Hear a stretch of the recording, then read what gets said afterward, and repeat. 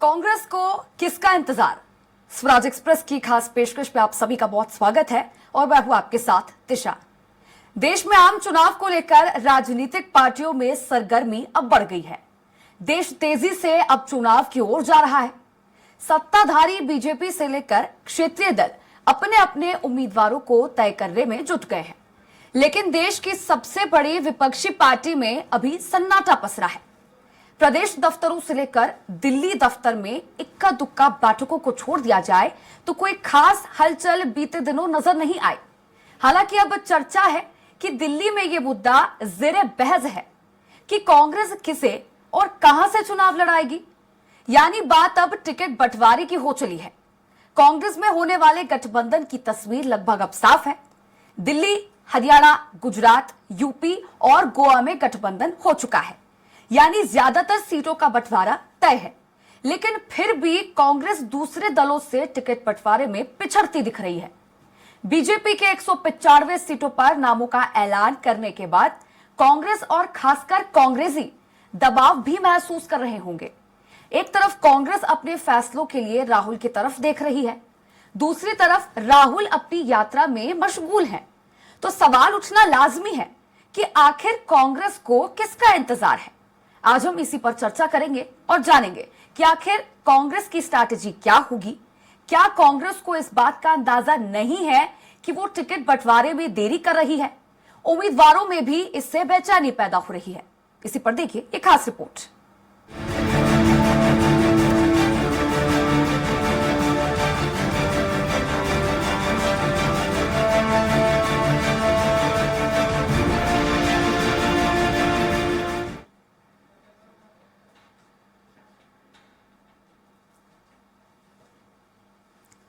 मध्य प्रदेश में 29 सीटों में से कांग्रेस के खाते में एक सीट, छत्तीसगढ़ में 11 सीटों में से कांग्रेस के खाते में 2 सीटें,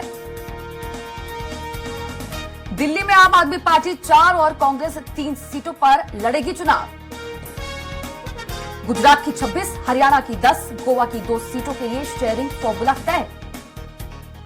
गोवा में कांग्रेस दोनों सीट पर अकेले लड़ेगी चुनाव, हरियाणा में आम आदमी पार्टी 1 सीट, कांग्रेस 9 सीटों पर लड़ेगी चुनाव, गुजरात में कांग्रेस 24 सीटों पर, आम आदमी पार्टी 2 सीटों पर लड़ेगी, पंजाब की सभी 13 सीटों पर कांग्रेस, आम आदमी पार्टी अलग अलग लड़ेंगी, यूपी में सपा ने 80 सीटों में से 17 सीटें कांग्रेस के लिए छोड़ दी, मध्य प्रदेश की 29 सीटों में से कांग्रेस ने एक खजुराहो सीट सपा को दी, मध्य प्रदेश में 29 सीटों में से कांग्रेस के खाते में 1 सीट, छत्तीसगढ़ में 11 सीटों में से कांग्रेस के खाते में 2 सीटें, दिल्ली में आम आदमी पार्टी 4 और कांग्रेस 3 सीटों पर लड़ेगी चुनाव, गुजरात की 26, हरियाणा की 10, गोवा की 2 सीटों के लिए शेयरिंग फॉर्मूला तय। गोवा में कांग्रेस दोनों सीट पर अकेले लड़ेगी चुनाव, हरियाणा में आम आदमी पार्टी 1 सीट, कांग्रेस 9 सीटों पर लड़ेगी, गुजरात में कांग्रेस 24 सीटों पर, आम आदमी पार्टी 2 सीटों पर लड़ेगी चुनाव, पंजाब की सभी 13 सीटों पर कांग्रेस, आम आदमी पार्टी अलग अलग लड़ेगी,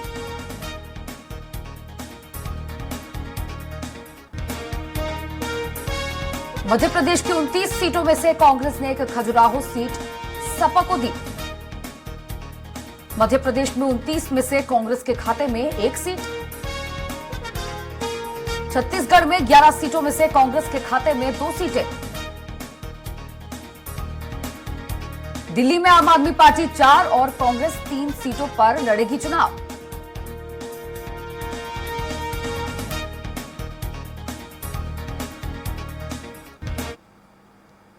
चलिए अब इसी पर अधिक चर्चा करने के लिए मेरे साथ लाइव जुड़ चुके हैं रायपुर से संवाददाता दिलीप साहू। दिलीप, अब छत्तीसगढ़ में मौजूदा स्थिति की बात कर ली जाए, 11 की 11 लोकसभा सीटों पर बीजेपी ने अपने प्रत्याशी घोषित कर दिए हैं, लेकिन कांग्रेस में फिलहाल जो है सन्नाटा देखने को मिल रहा है। जी बिल्कुल त्रिशा, जिस तरह से बीजेपी ने अपने तमाम खोल दिए हैं और जिस तरह से केवल 2 प्रत्याशियों को ही उन्होंने रिपीट किया, 2 सांसदों को ही टिकट दिए हैं वापस। बाकी पिछला लोकसभा चुनाव जो जीते, उनमें से 9 में से 7 सांसदों के टिकट काट दिए हैं।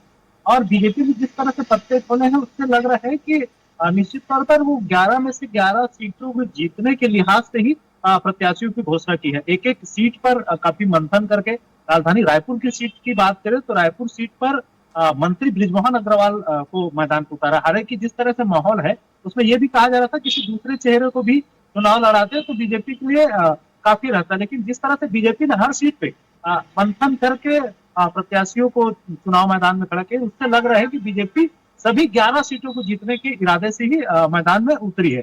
वहीं दूसरी तरफ कांग्रेस की बात करें तो कांग्रेस में आज दिल्ली में कांग्रेस की इलेक्शन कमेटी की बैठक जारी है।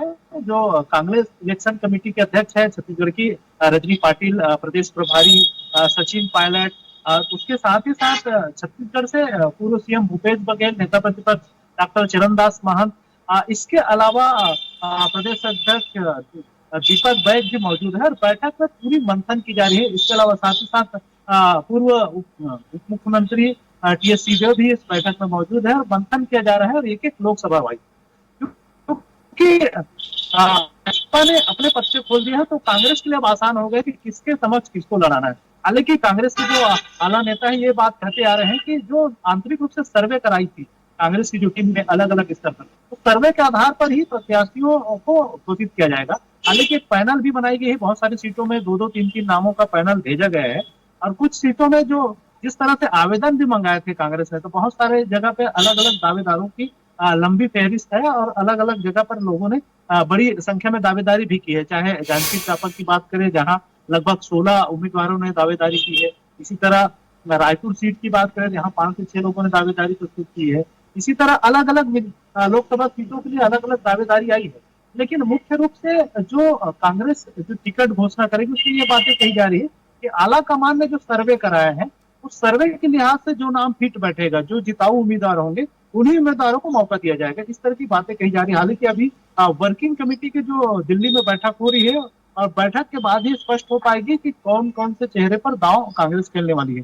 हालांकि जिस तरह से जो बातें कही जा रही है उसमें ये बात है कि पूर्व मंत्रियों को, जिसमें पूर्व सीएम भूपेश बघेल को भी राजनांदगांव सीट से उतारा जा सकता है, इस तरह की बातें कही जा रही है। वही टीएस सिंहदेव जो डिप्टी सीएम रहे हैं पूर्व में, उनको भी बिलासपुर सीट से चुनाव मैदान में उतारा जा सकता है, बिलासपुर लोकसभा से। इसी तरह ताम्रध्वज साहू की बात करें, पूर्व मंत्री रहे हैं, गृह मंत्री रहे हैं, उनको दुर्ग से, क्योंकि दुर्ग में इसके पहले वो सांसद रह चुके हैं सरोज पांडे को हराकर 2014 में, तो कहीं ना कहीं ताम्रध्वज साहू को भी एक बार फिर से मौका दिया जा सकता है, फिर से चुनाव मैदान में उतारा जा सकता है। इसी तरह डॉक्टर शिव कुमार डहरिया का नाम, क्योंकि एससी सीट है जांजगीर चांपा, वहां से उतारने की बात कही जा रही है। और जिस तरह से पिछले दिनों जब बैठक हुई थी कांग्रेस, चलिए ठीक है दिलीप, एक बार फिर से मैं लौटूंगी आपके पास। फिलहाल मैं रुख करना चाहूंगी भोपाल से, मेरे साथ संवाददाता संजय लाइव जुड़े हुए हैं। संजय, अगर मध्य प्रदेश की अब बात कर ली जाए तो बीजेपी ने मध्य प्रदेश में 29 में से 24 सीटों पर ऐलान कर दिया है अपने प्रत्याशियों का। बेहद सुंदर तरीके से जो है संतुलन साधा गया है, चाहे क्षेत्रीय संतुलन की बात कर ले, चाहे जातीय संतुलन की बात कर ले। महिलाओं को भी मौका दिया है, सांसदों के कुछ चेहरे भी रिपीट किए हैं, लेकिन फिर वही बात, कांग्रेस में सन्नाटा। बिल्कुल तिशा, अगर देखा जाए तो आप जैसे देख ही रहे हैं, भोपाल जो कांग्रेस के पूर्व राष्ट्रीय अध्यक्ष रहे हैं, या ये कह सकते हैं कांग्रेस के बड़े नेता है राहुल गांधी, जिनकी यात्रा अब मध्य प्रदेश में पहुंची है और उनकी यात्रा ये चल रही है, जिसको लेकर ये कहा गया था। इससे पूर्व अगर बात करूं तो सज्जन सिंह वर्मा ने भी एक अपने एक इंटरव्यू में कहा था कि जब लोकसभा की तैयारियां है और जो राहुल गांधी की यात्रा चल रही है, कहीं ना कहीं ये थोड़ी जल्दी कह लिया जाए या कहीं ना कहीं लोकसभा के बीच में एक आफत की बात कर सकते हैं। लेकिन उसी को लेकर ये साफ कहा जा सकता है कि अभी जब कांग्रेस के जो पूर्व राष्ट्रीय अध्यक्ष राहुल गांधी, उनकी यात्रा जब मध्य प्रदेश में है, तो मध्य प्रदेश के सारे नेता अभी उन्हीं के यात्रा में शामिल हैं। हम कह सकते हैं अभी ये यात्रा चल रही है, जब तक ये यात्रा जारी रहेगी तब तक मध्य प्रदेश में अभी ये कहा नहीं जा सकता कि टिकटें कब तक होगी। ये जरूर है कि या तो हो सकता है, एक तो ये कारण, और दूसरा कारण ये भी जो लगता है कि कहीं ना कहीं जिस प्रकार से भारतीय जनता पार्टी की दूसरी लिस्ट भी आना है अभी, उसके बाद जो अभी 4 नाम जरूर बचे हों उसमें, 5 नाम जो उसमें बचे हैं उसको भी ये ध्यान में रखकर उम्मीदवारों को उतारा जाएगा। लेकिन कहीं ना कहीं सबसे बड़ा कारण यही लग रहा है कि अभी राहुल गांधी की यात्रा जो मध्य प्रदेश में है उसके बाद ही ये टिकटों की घोषणा कांग्रेस कर सकती है। अभी क्योंकि सारे नेता, चाहे हम बड़े नेताओं की बात कर ले या केंद्र की बात कर ली जाए, केंद्र नेतृत्व जो है कांग्रेस का वो भी राहुल गांधी की यात्रा में अभी पूरी तरीके से शामिल हुए हैं। तो इसी को लेकर अभी कहीं ना कहीं मध्य प्रदेश में हमें सन्नाटा देखने को मिल रहा है। लेकिन जिस प्रकार से प्रदेश अध्यक्ष ने कहा था कि 4 से 5 दिनों के अंदर ये टिकटों की घोषणा हो जाएगी, तो हमें मान सकते हैं कि थोड़ा सा इंतजार और करना है, उसके बाद जरूर टिकटों की घोषणा कांग्रेस जल्द से जल्द करेगी। जी चलिए ठीक है संजय, एक बार फिर से लौटूंगी मैं आपके पास। दिलीप, एक बार फिर से मैं आपका रुख करना चाहूंगी। अगर छत्तीसगढ़ में मौजूद सरगुजा सीट की बात कर लें तो यहां से चिंतामणि महाराज को बीजेपी ने उतारा है। अब इसी चर्चा को और आगे बढ़ाएंगे। कांग्रेस प्रवक्ता अब्बास हसीब फोन लाइन पर जुड़ चुके हैं मेरे साथ।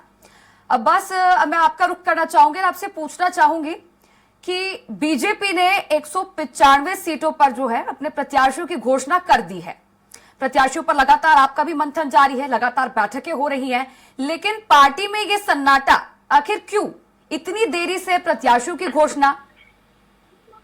देरी की बात तो बिल्कुल नहीं कहूंगा मैं, क्योंकि ना अभी चुनाव की तारीखों की घोषणा हुई है, ना आचार संहिता लगी है। हम प्रचार प्रसार की शुरुआत भी अभी नहीं देखना है। उनके प्रचार प्रसार भी शुरू हुए, समय से पहले कुछ सीटों पर घोषणा कर देना एक पॉलिटिकल पार्टी का, ये नहीं माना जाएगा कि दूसरी पार्टी देर हो गई है। हम समय पर करेंगे, जो उचित समय उस पर करेंगे। हमारे नाम लगभग तय है। भारतीय जनता पार्टी से भी सवाल पूछ सकते हैं, ये 5 सीटें को छोड़ दी है मध्य प्रदेश के अंदर, क्या हार का डर सता रहा है वहां पर ज्यादा, या प्रत्याशी नहीं मिल रहा है? ये सब मुझे लगता है कि थोड़ा जल्दबाजी है। वक्त अगर पूछे, बीजेपी की तरफ एक माहौल बनाने के लिए या आरोप लगाने के काम करती है, लेकिन तैयारी जब है और जिस वक्त जरूरत होती है और जिस वक्त उसका वक्त होता है उस पर घोषित करने के अंदर पीछे नहीं है। इससे हमारे लगभग सब नाम है, फाइनल है, पैनलिस्ट तैयार है। जो अच्छा नाम होगा उन सब में वो मिलेगा। जी अब्बास जी, लेकिन क्या आपको ये नहीं लगता, अभी आपने जैसा जिक्र किया कि ना तो आचार संहिता लगी है, ना ही चुनावी तिथि की घोषणा हुई है, क्या आपको ये नहीं लगता कि अगर आप इस बात का इंतजार करेंगे और इसके बाद अपने उम्मीदवारों की घोषणा करेंगे तो शायद उम्मीदवारों को प्रचार प्रसार करने के लिए, जमीनी स्तर पर उतरने के लिए समय नहीं मिल पाएगा? पर्याप्त समय मिलेगा। जो समय है, जनता में जो सक्रिय होगा उसी को टिकट देंगे और उसका संपर्क जो है जनता के बीच में आएगा। और बात ऐसी है को टिकट दिया गया है विधानसभा में, 6 महीने का प्रचार करने के बाद हार गया। भोपाल लोकसभा के प्रत्याशी जिनको बनाया गया 6 महीने पहले टिकट घोषित कर दिया था, 3 महीने पहले, कितने महीने पहले खूब प्रचार किया था, 27,000 वोटों से हारे, उनको लोकसभा का टिकट दे दिया। ऐसे ही जो लोग विधानसभा के चुनाव, जो सांसद सिटिंग एमपी थे, गणेश सिंह जी हो, फग्गन सिंह कुलस्ते जी हो, विधानसभा के चुनाव हार गए अपने लोकसभा संसदीय क्षेत्र में, उसके बाद उनको टिकट दे दी। ये कोई रणनीति है भाजपा की? भाजपा जनता को फॉर ग्रांटेड ले रही है और ऐसे में हम पे तो आरोप लगाना अनुचित ही है। हम जनता के मन के हिसाब से, जनता के मत के हिसाब से, जनता के हिसाब से प्रत्याशी लाए। चलिए, शुक्रिया अब्बास जी आपका स्वराज एक्सप्रेस के साथ जुड़ने के लिए और मेरे साथ चर्चा करने के लिए। चलिए दिलीप जी, आपका रुख करना चाहूंगी मैं। आप, मेरा सवाल था आपसे कि सरगुजा सीट की अगर हम बात कर ले छत्तीसगढ़ में, तो इस सीट पर बीजेपी ने कांग्रेस से बीजेपी में शामिल हुए चिंतामणि महाराज को उतारा है, तो निश्चित तौर पर ये कह सकते हैं कि बीजेपी जो है वो पैराशूट नेताओं पर भी भरोसा जता रही है, और चूंकि वो कांग्रेस से आए हैं तो कहीं ना कहीं कांग्रेस के लिए बड़ी चुनौती साबित हो सकती है। जी बिल्कुल, क्योंकि पिछला विधानसभा चुनाव में हमने देखे जिस तरह से कांग्रेस ने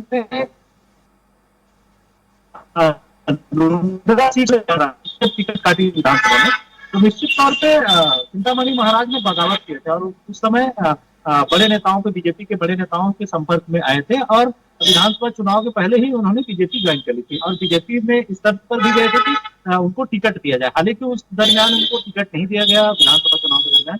हो सकता है उनको ये कहा गया हो कि लोकसभा में आपको टिकट दिया जाएगा। अब निश्चित तौर पर लोकसभा में बीजेपी ने जब घोषणा की टिकटों की तो उन्हें सरगुजा से उन्हें प्रत्याशी बना दिए हैं, तो मैदान में उतार दिए। कहीं ना कहीं बीजेपी के लिए तुरुप का इक्का साबित हो सकते हैं, लेकिन हालांकि अभी कांग्रेस का अपनी अभी पत्ता खोलना बाकी है कांग्रेस से। हालांकि ये बातें कही जा रही है कि पूर्व मंत्री डॉक्टर प्रेम साय सिंह टेकाम को उम्मीदवार बनाया जा सकता है, जो कि साफ सुथरे चेहरे हैं और पिछला उनका टिकट काट दिया गया था विधानसभा चुनाव में। तो कहीं ना कहीं लोकसभा के लिहाज से सभी वर्ग चाहे अलग अलग खेमे की बात करते रही है कांग्रेस में, लेकिन सभी खेमों का पसंद है डॉक्टर प्रेम साय सिंह टेकाम। इसके अलावा पूर्व मंत्री अमरजीत भगत का नाम भी सामने आ रहा है। उनको भी मैदान में उतारा जा सकता है, दमदारी से लड़ सकते हैं। लेकिन देखना होगा कांग्रेस जब अपना पत्ता खोलेगी किसको प्रत्याशी बनाते हैं, उसके बाद ही कहा जा सकता है। हालांकि ये भी है कि टीएस सिंहदेव को बिलासपुर की जगह अगर सरगुजा से लड़ाया जाए तो भी एक लेकिन सरगुजा क्योंकि एससी सीट है, एसटी सीट है, इसलिए टीएस सिंहदेव का तो नहीं बनेगा उसमें, क्योंकि उनको बिलासपुर से इसलिए कहा जा रहा है कि बिलासपुर सामान्य सीट है, टीएस सिंहदेव सामान्य वर्ग से आते हैं। इसलिए कहीं ना कहीं पूर्व मंत्री अमरजीत भगत और डॉक्टर प्रेम साय सिंह टेकाम के नाम पर ही ज्यादा चर्चा है। तो देखना होगा दोनों में से कौन से नाम फाइनल होते हैं। हालांकि किसी तीसरे नाम पर भी मुहर लगाई जा सकती है, किसी नए चेहरों पर भी दांव खेल सकते हैं। लेकिन कांग्रेस का जो समीकरण है, कांग्रेस जी जब दिलीप, तो देखने वाली बात होगी कि कांग्रेस कब अपने पत्ते खोलती है और किस सीट पर किस प्रत्याशी को घोषित करती है। चलिए संजय, आपका रुख करना चाहूंगी मैं अब। मेरा सवाल आपसे ये होगा कि फिलहाल 24 सीटों पर ही नाम घोषित किए गए हैं, 5 सीटें होल्ड पर हैं। तो क्या लगता है कि बीजेपी इन 5 सीटों पर कब नाम घोषित कर देगी? और बात की जाए छिंदवाड़ा सीट की तो ये बेहद महत्वपूर्ण है। ये भी कहा जा सकता है कि शायद कांग्रेस देरी इसीलिए कर रही है क्योंकि शायद कांग्रेस देखना चाहती है कि बीजेपी किस सीट पर किसको उम्मीदवार उतार रही है, उसी के हिसाब से कांग्रेस अपनी चाल चले। बिल्कुल तृषा, मैं आपको बता दूं कि जैसे पहले आपने पूछा था कि कांग्रेस भारतीय जनता पार्टी की अभी 5 सीटें होल्ड है और उन्हें कब तक होने की उम्मीद है। जिस प्रकार से हमने देखा था कि पहली लिस्ट में 195 उम्मीदवारों की घोषणा की थी और जल्द ही भारतीय जनता पार्टी की दूसरी लिस्ट भी आने की बात कही थी। तो जरूर ये 5 सीटों का जो अभी होल्ड रखा गया है उसमें भी कांग्रेस को लेकर जिस प्रकार से कहा था कि इस बार मध्य प्रदेश में पूरी की पूरी 29 सीटें भारतीय जनता पार्टी को जीतनी है, जिसमें छिंदवाड़ा सीट को भी होल्ड कर रखा है। और छिंदवाड़ा सीट क्योंकि पिछली बार कांग्रेस के पूर्व कांग्रेस के पास थी, नकुलनाथ के पास थी, तो उसको भी जीतने को लेकर कहीं ना कहीं एक कवायद लगाई जा रही थी। बीच में जिस प्रकार की चर्चाएं उठी थी कि कहीं ना कहीं कमलनाथ या जो नकुलनाथ है वो भारतीय जनता पार्टी में जा रहे हैं, या इस प्रकार की जो चर्चाएं चली थी, भारतीय जनता पार्टी ने भी इसको लेकर काफी तंज कसे थे और उनके लिए ये सीट लग रही थी। लेकिन कहीं ना कहीं कमलनाथ की नाम से जो छिंदवाड़ा सीट है उसको काफी जोर लगाना है, तो इसीलिए भी उस सीट को जीतना सबसे बड़ा उनका मोटो रहेगा। इसीलिए कांग्रेस की छिंदवाड़ा सीट जो भारतीय जनता पार्टी ने छिंदवाड़ा की सीट को होल्ड रखा है। वहीं अगर अन्य सीटों की बात कर ली जाए तो कहीं ना कहीं उन सीटों पे पूर्व जो सांसद रहे हैं उनके कहीं उनके टिकट कटे हैं या कोई विधानसभा चुनाव लड़ गया है, इसको लेकर भी ये सीटें होल्ड है। और जल्दी ही जिस प्रकार से कहा गया है कि जल्दी ही दूसरी लिस्ट आने वाली है जिसमें ये 5 सीटों के भी नाम की घोषणा हो सकती है। वहीं अगर कांग्रेस की बात करें तो कांग्रेस ने भी अपनी पूरी, हमने पूर्व में भी देखा था कि बैठकों का दौर जरूर जारी है, चाहे दिल्ली की बात कर ली जाए, प्रदेश में कर ली जाए, दौर तो बैठकों का दौर जारी है। और जल्दी ही जिस प्रकार से हम कह रहे हैं, प्रदेश अध्यक्ष ने भी कहा था कि 4 से 5 दिनों के अंदर सीटों की घोषणा हो जाएगी, उम्मीदवारों की घोषणा हो जाएगी। अभी हाल में ही हमने अपने चैनल पर सुना था कि अब्बास है जो प्रवक्ता कांग्रेस के, उन्होंने भी ये कहा है कि कहीं अभी लेट नहीं हुआ है, लेकिन हाँ जैसे ही समय आएगा टिकट की घोषणा हो जाएगी, चाहे आचार संहिता की बात कर ली जाए या जब तारीखों की घोषणा कर दी जाए। तो ये लगता है कि कांग्रेस की जब तक राहुल गांधी की यात्रा मध्य प्रदेश में रहेगी या ये यात्रा राहुल गांधी की चलती रहेगी, तब तक कांग्रेस अपनी लिस्ट जारी नहीं करेगी, उसके बाद ही ये लिस्ट जारी हो पाएगी। चलिए ठीक है संजय, अब मैं रुक करना चाहूंगी। दिलीप, आपसे मेरा आखिरी सवाल होगा कि राहुल गांधी जो है वो भारत जोड़ो न्याय यात्रा में जुटे हुए हैं, वो भारत जोड़ो यात्रा पर ज्यादा फोकस कर रहे हैं, लेकिन प्रत्याशियों के नामों की घोषणा कांग्रेस में नहीं हो रही है। तो क्या ऐसा कहा जा सकता है कि जो उनकी प्राथमिकता है वो अपनी यात्रा को दे रहे हैं बजाय प्रत्याशियों की घोषणा के? जी बिल्कुल त्रिशा, ऐसी बात भी है क्योंकि यात्रा भी है, वो राजनीतिक यात्रा ही है। लोकसभा के दृष्टिकोण से यात्रा निकाली गई है, तो कहीं न कहीं भारत जोड़ो न्याय यात्रा है। राहुल गांधी का ये लोकसभा में भी फायदेमंद होंगे। जिन जिन क्षेत्रों में यात्रा गुजर रही है वहाँ कांग्रेस के जो कार्यकर्ता है, कांग्रेस के तमाम जो बड़े नेता है वो उत्साहित हो रहे हैं, उनके साथ जुड़ रहे हैं। तो कुल मिलाकर ये दूसरी तीर्थ यात्रा या धार्मिक यात्रा तो है नहीं, राजनीतिक यात्रा ही है, तो उसका बेनिफिट उनको मिलेगा ही।